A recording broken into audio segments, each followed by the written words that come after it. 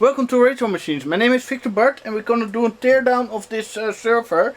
And I bought this Pentium 3 server maybe 6 months ago on Facebook Marketplace for pretty cheap.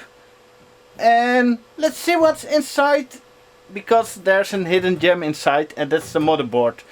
I think the rest of the parts are not so interesting, but the motherboard, it's amazing. This video is sponsored by PCBWay. If you want your circuit board design realized and printed, you should check out PCBWay. Starting prices as low as $5 for a 1 or 2 layer design with worldwide shipping. Place your order now, links in the description. Here on the front it has a sticker DB mail, so it was probably in database and email server. But I don't gonna power it up and see what's data on it, because I just want to have the parts out of it. And here we have some LEDs, and the door opens. Luckily it wasn't locked, but the hard drives are locked, so I can't get them out, and I don't have a key that fits in here. And also we have a door here, and we have nice handles here on the side, but no rails to mount in the rack. But the first thing I noticed that it doesn't have a floppy drive or CD-ROM drive, and back in the days that was pretty necessary to install the machine. So they probably built this machine, put external drives on it, installed it, removed it. So yeah, this is self-built server, and I don't think it's worth to do it that way, because even back in the days a floppy drive and then basic CD-ROM player were not that expensive. So here we have a power button and probably a reset button, and I think all hard drives are locked, and I don't know how many drives are in it. So let's see, I can open the screws here.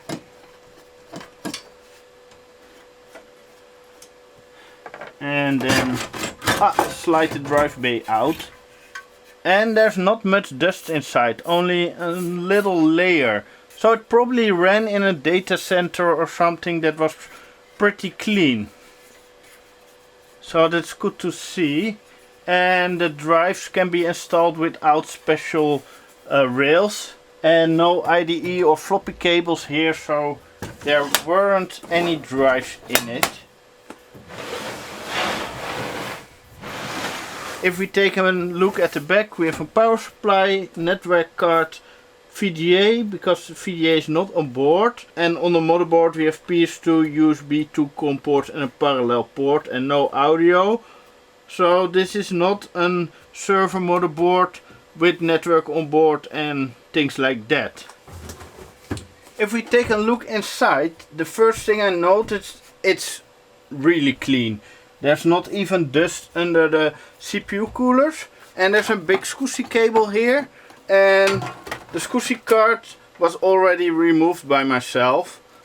And this is a pretty big SCSI card, but only normal PCI, and also the slots here are only normal PCI.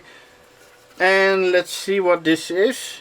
An ICP with an LSE chip and two internal SCSI ports and 2 external high density ports, and internal connector white/ultra 2 and an A and B channel. So this is a dual channel ultra 2 white card. This is a pretty nice card.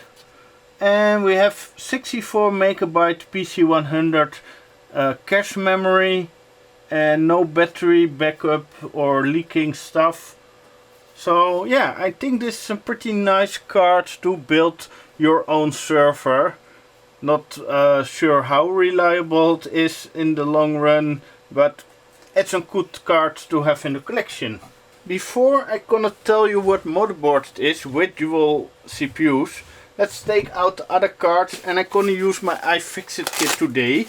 And I will link the iFixit kit in the description, so you can pick one up with my Amazon affiliated links, because it's a super great kit with all the driver bits you need and even extra tools. And yeah, this is an amazing set to have in your collection.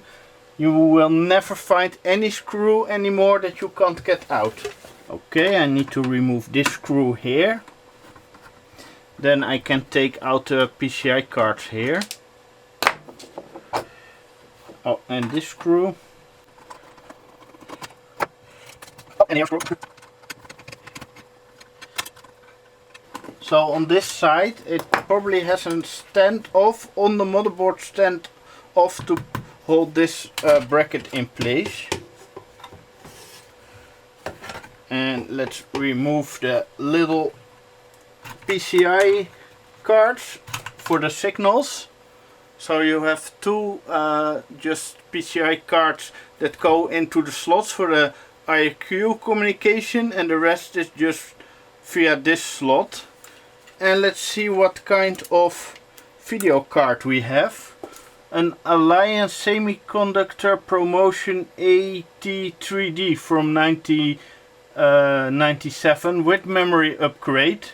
So this is probably a 2 megabyte card now, or maybe 4, but I think 2 megabyte. Oh, here it says 4 megabyte Edo memory. So a fine video card for just a server.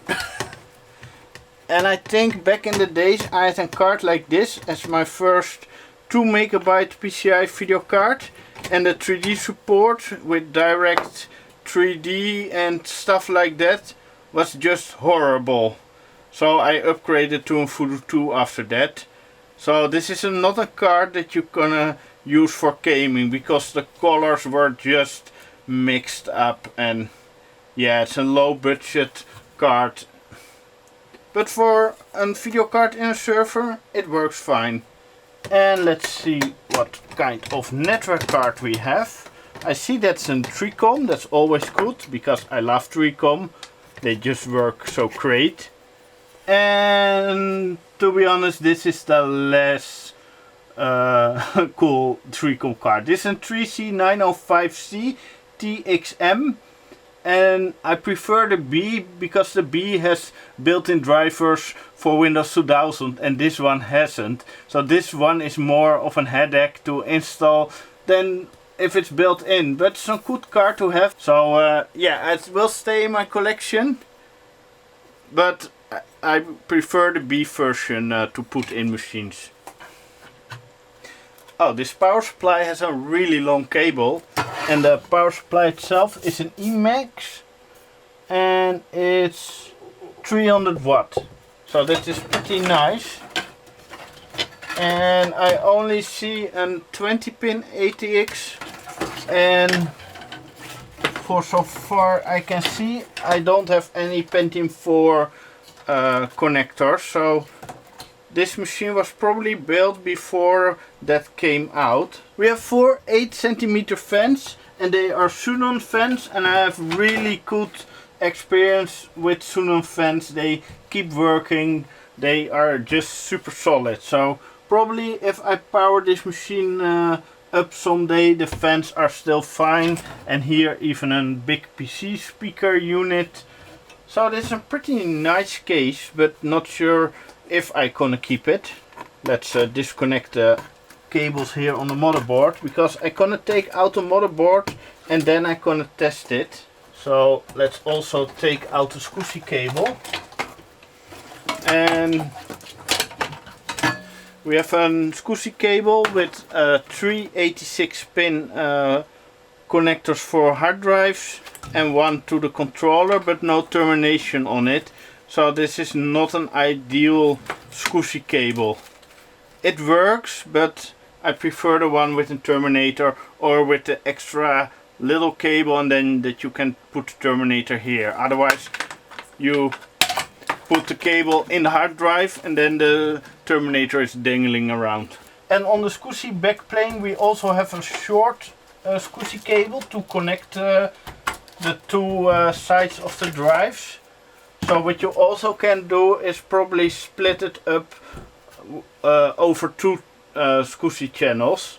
But you can link a lot of SCSI hard drives on one cable, so that's probably not necessary. And a lot of Molex here in the system.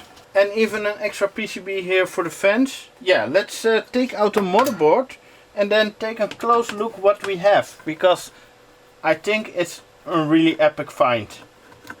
And also the CPU coolers, it's dual CPU. It's like the good CPU coolers of the higher end Pentium 3s. So maybe it's an 866, 933 or 1 keycard.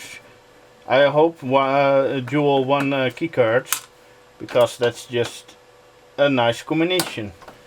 And there was no memory inside of this system. All the screws are out, only this motherboard standoff needs to be removed. So that's where the iFixit kit is very handy, because you have also sockets to put over motherboard standoffs. Yes, I found a fitting one, and I don't even have to use the screwdriver because it wasn't that tight. Nice, the motherboard is out and all the capacitors looks fine. So yeah, this is a pretty nice find. And the CPU coolers have the metal clips instead of the plastic clips. So I prefer that. So the motherboard is out, and this isn't a server motherboard. This is a workstation motherboard, and this is the Asus CUV4X-D. This is a motherboard with a Fiat chipset that supports 2 GB SDRAM, and the D stands for dual CPU, and I'm a little bit unlucky that's not a DS, because the DS stands for that also has SCSI on board, and you can see that it has the print layers for it, but not the SCSI chip and the connectors. But it has an HCP Pro slot, 5 PCI slots, 2 IDE slots, floppy controller here, and 4 memory banks for SDRAM. And yeah, this is a super cool find. And I think only this board was already worth it to pick up the big stack of servers. So let's see if I can remove the CPUs. So first we pull off the fan, and a lot of people don't like the stock intercoolers, but this version for the Pentium 3s are really good stock intercoolers. The fans are super high end and premium. They don't wear out like the AMD fans. So yeah, if I find the stock Intel CPU coolers for Pentium 3, I always keep them. So if you take a flathead driver bit, you can put it here in the side of the metal clip, and then very carefully push it down and open it. And let's see, what kind of CPUs do we have? Okay, we have 933 MHz CPUs with 256 kilobyte of cache running at 133 MHz frontside bus. So that's a pretty good set of CPUs, but it's not 1 keycard, so it doesn't break the 1 keycard barrier. But still, this CPUs on this motherboard is a really powerful Pentium 3 setup, and you can run Windows 2000 perfectly fine on this with very high speeds. So let's put the CPU coolers back, because I want to see if the motherboard still works. I gonna use a video card that came with the system, and I found 2 random sticks of Corsair PC133. I even think it's ECC, not sure if it's working memory or not, but let's just put it in and see if this motherboard still works. And sometimes motherboards that have been in a server for many years are just worn out and not stable anymore. But the system looks clean, so it's probably never overheated or something like that. All the fans were high quality, so I have high hopes that this just works. And I have a simple Seasonic power supply here. The motherboard LED is on, so the motherboard has power. So let's see, speaker, power LED, reset, power switch.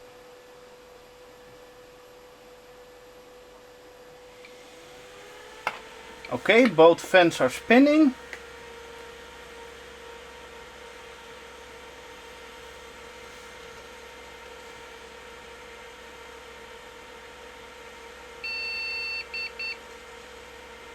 Okay, caps lock is on, but the system is beeping and I have no display, but the keyboard is flashing and even the caps lock is working. So let's double check the cabling to the monitor. I think I'm gonna swap out the video card because it's not giving a display, but the caps lock is working, so the motherboard is probably fine and the memory is probably also fine. I'm gonna use the Matrix G400 and this is the normal version without a fan, so it's not the max, but this is a really great card. Even for gaming this is perfectly fine and it's probably the same speed as the Voodoo 3. And has dual monitor support, which was the first in its class for consumer video cards. We have a green light and we have a working motherboard. Why is the CPU frequency on 40 MHz system speed? That's wrong. Oh, we can even overclock this motherboard.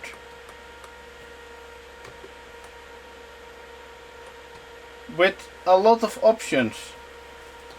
So if you want to overclock your server, this is the board to get. Where it's just, oh yeah, 90, 85, 166 even, or 133. We need that. So we can probably run the 933s on one keycard if we overclock. But to be honest, overclocking is not that necessary with retro computers. It's fun to do, but yeah, it's not needed. Oh, I can also just set the CPU speed fixed to 933. Oh, we have 256 megabytes of memory installed, which is fine for testing out the motherboard. Yeah, both CPUs are detected, memory detected. Oh, floppy disk failure. Because it's not connected.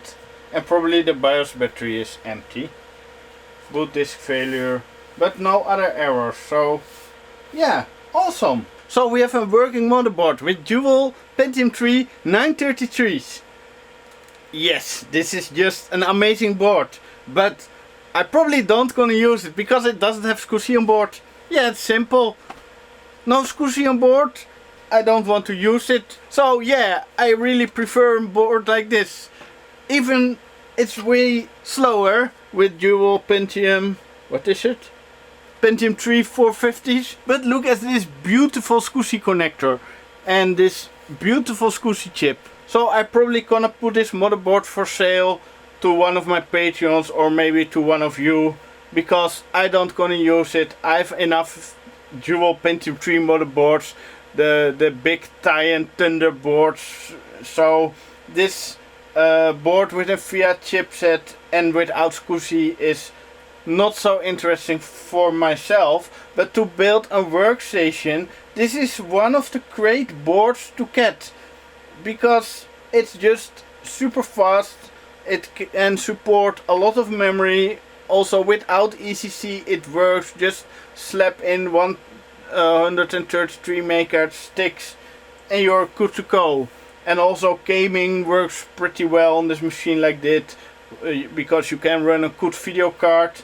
So I'm really happy with this find, and this board alone made it worth to get the whole pile of machines. There's also another pretty similar machine with a different motherboard, but that is not really a workstation motherboard, but that's more a server motherboard. So I probably also gonna do a tear down of that motherboard in the future and see what kind of parts we have out of there. So let's turn this off now and put it away, because I want to see if I can get out the hard drives, because I don't want to have the data that's on there. It's an unknown source, it's just too risky to keep that. So I will see if I can get the hard drives out without the key. Let's see if I can pull out the hard drives.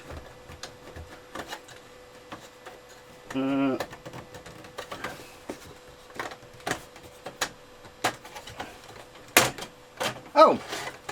Oh no, it's empty. So maybe just pull very... Oh, this also is empty, just so I don't have to... This one looks empty. And this one looks that there's a drive inside.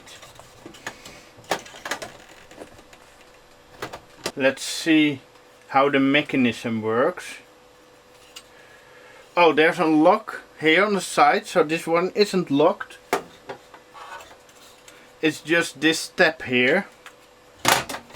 And oh, I need to push it down and open it, so it's maybe not even locked. Oh wait. I don't need the key. I can just open it. Okay, what do we have here? An hard drive with an 80-pin hot swappable SCSI connector, July 2002. It says DK32DJ72MC. How big is it? Is it 72 gigabyte or is it 7200 RPM? Oh, it's Ultra 160. I need to Google this. This is a 73.9 gigabyte, 10,025 RPM, 3.5 inch hard drive. So 73 gigabyte, 10,000 RPM. That's a pretty nice drive. That's always good to find. I really like the hard drive out of the system and the motherboard, the SCSI controller and the network card. And the case in general is also pretty good. But I'm not sure if I'm gonna use it. But it's in such a good state and complete that I probably just gonna put it in storage, because I can put in 4 hot swappable hard drive. I have the brackets, I have the brackets for the CD-ROM player, there's a really solid power supply in it and the cooling. And also, this is important, I have the bracket with the PCI slots. So maybe this is a great case for the dual Pentium 3 450 MHz, because I don't have the PCI brackets for that machine. So this is probably a better option. Yeah, I gonna put it in storage, and in the future I maybe gonna rebuild it. And I have 4 of these cases, and most of them has the SCSI backplane complete. Some were ripped out to put in IDE hard drives, but if I have 4 cases, I have also enough case fans, enough power supplies and enough parts to make machines out of this case. So I will keep the case for now, and I just need to see what I'm gonna do with the locks. Probably find the key or something, because it would be nice to just put the lock on it so the doors won't open up when you're moving it around. The YouTube monetization is broken, so to keep my channel alive, the only option is to become a Patreon. And if you become a Patreon, you support me monthly with $1 or $3 or even more per month, and you can join my awesome Discord server in return for that. I also made a PayPal donation link, so if you want to make a one-time donation to support my channel, there's a link down in the description, and 4 people already found the link in my previous video and made a super nice donation, so thank you for that. So please check out my Patreon and my Discord server, and thanks for watching.